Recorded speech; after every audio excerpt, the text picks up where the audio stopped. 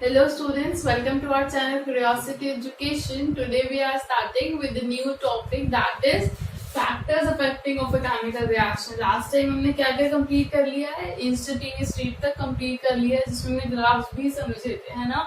I hope आपने वो basic चीजें कंप्लीट कर दी हो। आज हम फैक्टर्स देख रहे हैं कि इन फैक्टर्स की वजह से rate of a chemical reaction hamper हो सकती है। पूरा थियोरेटिकल टॉपिक है, आपको बस समझना है और थोड़ा बहुत आप इंपॉर्टेंट की पॉइंट्स नोट कर लीजिए, ठीक है। So the first factor is concentration of reactant.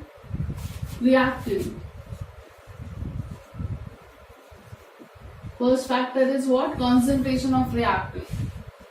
जो रेट ऑफ रिएक्शन होती है वो कॉन्सेंट्रेशन ऑफ रिएक्टिंग स्पीसीज के डायरेक्टली प्रोपोर्शनल होती है। मतलब क्या, अगर कंसंट्रेशन बढ़ेगा रिएक्टिंग स्पीसीज का तो रेट ऑफ रिएक्शन भी बढ़ेगी। इसको हम ROR भी लिख सकते हैं, रेट ऑफ रिएक्शन, ठीक है। सो ये इसके डायरेक्टली प्रोपोर्शनल का मतलब तो ये है ना कि ये बढ़ेगा तो ये भी बढ़ेगा, ठीक है। एक एग्जांपल से भी हम समझ सकते हैं व्हाट इज द रीजन कि इंक्रीज क्या हो रहा है। Just for example I have taken 3 beaker over here, इसमें 1 मोलर रिएक्टेंट का सोल्यूशन है, यहाँ पर 2 मोलर कर दिया मैंने उसी को, यहाँ पर 3 मोलर सोल्यूशन। कोई भी एक रिएक्टर हमने लिया है, ध्यान से समझना है यहाँ पे मैं आपको क्या समझाना चाह रही हूँ। जैसे जैसे क्वांटिटी बढ़ी रिएक्टिंग स्पीसीज की, 1 से 2 मोलर हुआ, 2 मोलर से 3 मोलर हुआ, यहाँ पर number of particles of reacting species बड़े होंगे ना, यहाँ पर सबसे ज्यादा होंगे। इन दिस केस ज्यादा होंगे का क्या मतलब है कि ये जो रिएक्टिंग स्पीसीज है ये एक दूसरे के बहुत पास में होंगे। नंबर ऑफ पार्टिकल्स के पास होने की वजह से क्या इंक्रीज हो जाएगा? Collision increases. ये बहुत ज्यादा रिएक्टिंग स्पीसीज अपने आप से क्या होने लगेंगे? कोलाइड होने लगेंगे। अभी आगे चलकर आप ये कंसेप्ट पढ़ेंगे कि number of effective collision also increases the rate of conversion of reactor into product. वो कोलाइड होंगे तो इनके बॉन्ड्स धीरे धीरे ब्रेक होना शुरू करेंगे और वो प्रोडक्ट में कन्वर्ट होना शुरू करेंगे। तो कंसेंट्रेशन ज्यादा होने से क्या बढ़ता है? रेट ऑफ रिएक्शन बढ़ता ही है, ठीक है। So this is our first topic और फर्स्ट फैक्टर कि हम क्या बढ़ा रहे हैं, अगर रिएक्टिंग स्पीसीज का कंसेंट्रेशन बढ़ा रहे हैं तो ROR हो रहा है। इसका उल्टा भी सेम होगा, अगर हमने रिएक्टिंग स्पीसीज का क्या बढ़ाया, this is what? Concentration of reactant. अगर हमने इसका क्या बढ़ाया, कम किया, कंसेंट्रेशन ऑफ रिएक्टेंट क्या करेंगे? डिक्रीज करेंगे। तो ROR that is rate of reaction also decreases, साथ में चलेगा। हमने ऑलरेडी डायरेक्शनली प्रोपोर्शनल का साइन लगा दिया, ठीक है। I hope the concept is clear. Our next factor is temperature.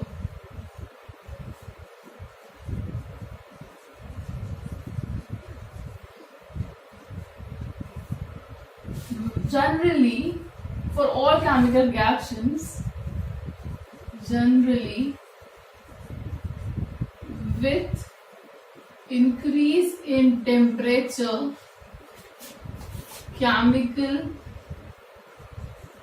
Reaction increases. हम जनरली लिख रहे हैं, कुछ एक्सेप्शंस भी हो सकते हैं, ठीक है।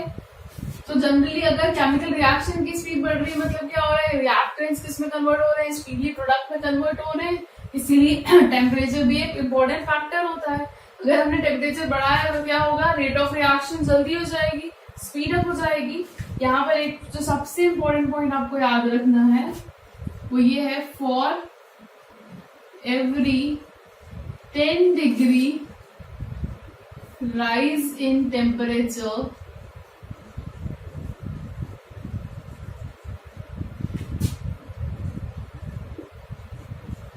the rate of reaction gets doubled. हर बार जब हम क्या करेंगे, 10 डिग्री टेम्परेचर को बढ़ाएंगे, जो रिएक्शन है वो ऑलमोस्ट डबल हो जाएगी। ये बहुत इंपॉर्टेंट है, आपको आगे भी काम आएगा ये कंसेप्ट। हम बहुत सारी थ्योरी चीजें पढ़ने वाले हैं जिसमें हमें ये बार बार यूज करना पड़ेगा।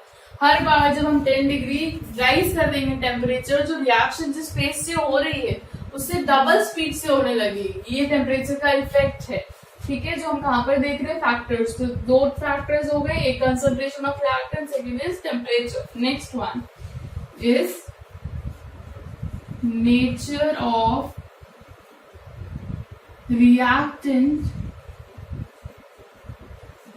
and product. ठीक है, nature of reactant and product पर भी रेट ऑफ रिएक्शन डिपेंड करती है। कैसे, ध्यान से समझिए। What we know is during a chemical reaction, during a chemical reaction, breaking of all bonds, breaking of all bonds and formation of new bonds take place। ये तो हमको पता है ना। अब ये जो प्रोसेस है, breaking of all bonds and formation of new bond to form product, depends upon the nature of reactant and product। वो कैसे हैं, किस तरीके से वो रिएक्ट करते हैं, उस पर डिपेंड करता है ना। And also it depends upon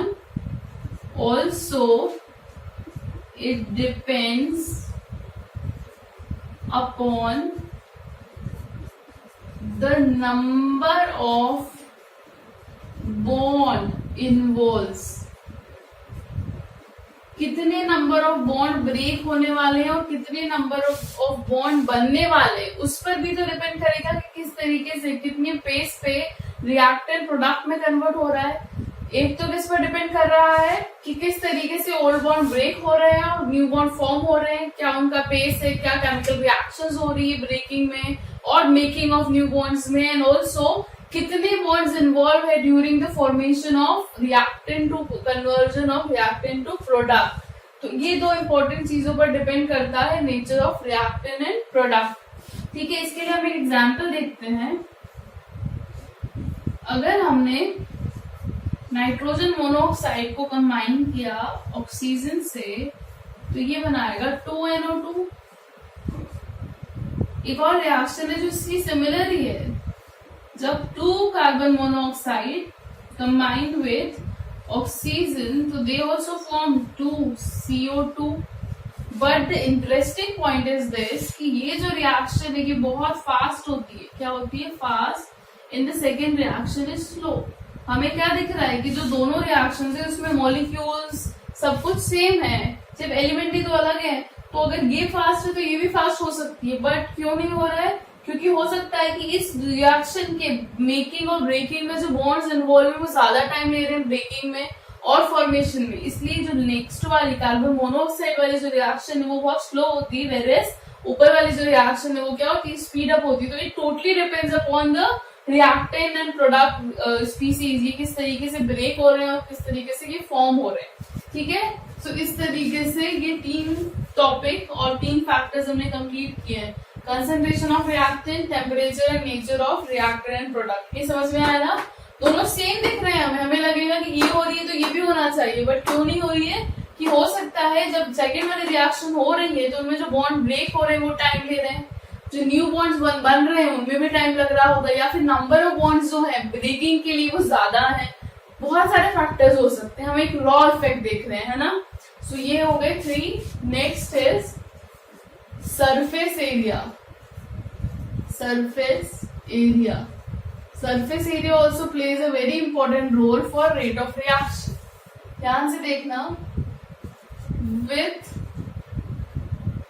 increase in surface area, the rate of reaction increases। अगर हमने सरफेस एरिया बढ़ा दिया है तो रेट ऑफ रिएक्शन बढ़ेगी। ये जहां पे भी मैं लिख रही हूँ ना, इसका उल्टा भी सेम है। अगर सरफेस एरिया कम किया तो रेट ऑफ रिएक्शन कम हो जाएगी। ठीक है, इसको एक एग्जाम्पल से देखते हैं। अगर हमारा जो रिएक्टिंग स्पीसीज है, if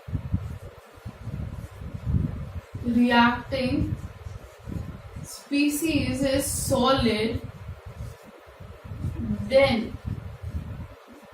the powdered form is more reactive। अगर हम जो भी compound, in case of solids only, solids के केस में हम क्या कर सकते हैं, उसे क्रश कर सकते हैं। अगर कोई सॉलिड ब्लॉक है जिसको हम क्या करवा रहे हैं, रिएक्ट करवा रहे हैं, तो rather than that solid block हमें क्या करना चाहिए, सॉलिड ब्लॉक को क्रश कर देना चाहिए, पाउडर्ड फॉर्म में कन्वर्ट करना चाहिए, ठीक है। और इससे क्या होगा, जो रिएक्शन है वो क्या हो जाएगी, वो जल्दी होने लगेगी। जस्ट फॉर एग्जाम्पल हमने क्या लिया, एक बड़ा लॉग ऑफ वुड लिया, ये वुड है, हम इसको बर्न कर रहे हैं, इसको बर्न करने में ज्यादा टाइम लगेगा। हमने क्या किया, इसी वुड को छोटे छोटे पार्ट्स में या पीसेस में एकदम क्रश करवा दिया। अब आप इस क्रश्ड पाउडर वुड को बर्न करने की कोशिश करें, वो ज्यादा जल्दी हो जाएगी, क्यों, सरफेस एरिया बढ़ गया है ना। यहाँ पर तो जो फायर लगनी है वो इसी सराउंडिंग में लग पाएगी। लेकिन अगर हमने इस ब्लॉक ऑफ वुड को क्या करवा दिया, क्रश करवा दिया, या पीसेस भी छोटे छोटे अगर करवा दिए, तो सरफेस एरिया बढ़ गया ना, बहुत सारे पीसेस होंगे अब फायर से अटैच होने के लिए, है ना। ऑक्सीजन भी ज्यादा मिलेगी उन्हें और जल्दी से वो बर्न हो पाएंगे। So with increase in surface area what increases, the rate of reaction increases. हमने इस एग्जांपल से इजीली समझ लिया। Okay, so the next point is catalyst.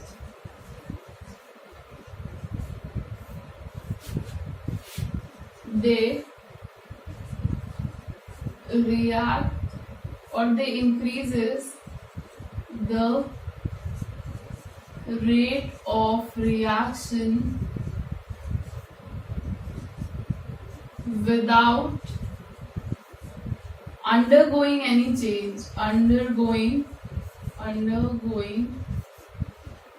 any change, ठीक है। ये खुद से कुछ चेंज नहीं होते हैं, बस ये क्या करते हैं, रिएक्शन रेट को इंक्रीज कर सकते हैं। कैसे इंक्रीज करेंगे, very very important, bye decreasing the activation energy. Activation energy होती है किसी भी केमिकल रिएक्शन को परफॉर्म करने के लिए, उस एक्टिवेशन एनर्जी से होकर निकलना होता है, वो हम आगे चलकर पढ़ेंगे, इसलिए मैं आपको यहाँ पे डिटेल में नहीं बता रही हूँ। बस आप समझिए कि कैटलिस्ट किस तरीके से वर्क करते हैं और कैसे वो आरओआर बढ़ा देते हैं, रिएक्शन रेट को इंक्रीज कर देते हैं bye decreasing the activation energy. Activation energy को डिक्रीज करते हैं, और जितनी कम एक्टिवेशन एनर्जी होगी रिएक्शन उतनी स्पीडली हो जाएगी। इसीलिए तो हम कहते हैं कि जो कैटलिस्ट होते हैं वो रिएक्शन को स्पीड अप कर देते हैं। वो ये करते ही यही है, वो एक रिएक्शन का पाथ होता है ना, एक तरीके से एक रास्ते से जाती है ना रिएक्शन, तो ये उस पाथवे को चेंज कर लेते हैं। उसे शॉर्ट ट्रिक में हम बोलते हैं ना, अगर शॉर्टकट से जाएंगे तो कहीं पे जल्दी पहुंच जाएंगे। तो इस तरीके से समझ सकते हैं कि जो कैटलिस्ट है वो क्या करते हैं, शॉर्टकट से जाते हैं और जल्दी जल्दी रिएक्टेंट को प्रोडक्ट में कन्वर्ट करवा देते हैं bye decreasing the activation energy, ठीक है। इसका भी हम एग्जाम्पल देख सकते हैं कि कैसे कैटलिस्ट की वजह से, हमको पता है बहुत सारी रिएक्शंस होती है जो सिर्फ कैटलिस्ट की वजह से ही हो पाती हैं, अदरवाइज वो हो ही ना। तो वैसा ही एक एग्जाम्पल देख लेते हैं। When H2 and O2 are placed to combine at room temperature, ठीक है, तो they does not react, but अगर हमने H2O2 को कंबाइन होने के लिए कैटलिस्ट यूज कर लिया, प्लैटिनम पैलेडियम, तो ये बहुत विगरसली रिएक्ट करते हैं। तो it is just because of the platinum catalyst, ये जो रिएक्टेंट है कन्वर्ट हो रहे हैं और हमारा जो रिएक्शन रेट है इस पर्टिकुलर रिएक्शन के लिए भी क्या हो गया, वो बढ़ गया। इस तरीके से ये सारे फैक्टर्स इफेक्ट करते हैं कि इसको रेट ऑफ रिएक्शन को इंक्रीज होने के लिए। थोड़ा सा थियोरेटिकल टॉपिक है, बट आप हर पॉइंट को समझिए। जो भी बुलेट पॉइंट्स है, जिस तरीके से मैंने टेम्परेचर में आपको बताया, यहाँ पर तो बहुत इजी है कि आरओआर बढ़ेगा तो कंसंट्रेशन ऑफ रिएक्टिंग स्पीसीज बढ़ रहेगी, ये कम होगा तो ये भी कम होगा, वाइस वर्सा उल्टा चलेगा। यहाँ पर मैंने आपको ये 2 पॉइंट्स बता दिए हैं। यहाँ पर जो आपको nature of reactant and product में याद रखने वाली बात है वो क्या है कि कितने बॉन्ड्स ब्रेक होने वाले हैं, कितने बॉन्ड्स न्यू बनने वाले हैं, उनका नंबर ऑफ बॉन्ड इन्वॉल्व आपको याद रखना है। In case of surface area बढ़ेगा तो रिएक्शन रेट बढ़ेगी, वो हमने एग्जाम्पल के थ्रू समझ लिया। और कैटलिस्ट क्या करेंगे, रिएक्शन रेट बढ़ाएंगे by decreasing the activation energy. तो ये इनकी समरी हो गई। These are the 5 important factors which affect the rate of a chemical reaction. So here we end this video. I hope you got the concept, whatever we have discussed today. If you are getting benefited from our videos, then definitely like, share, subscribe. Also press the bell icon for more notification. Thanks a lot for watching our video.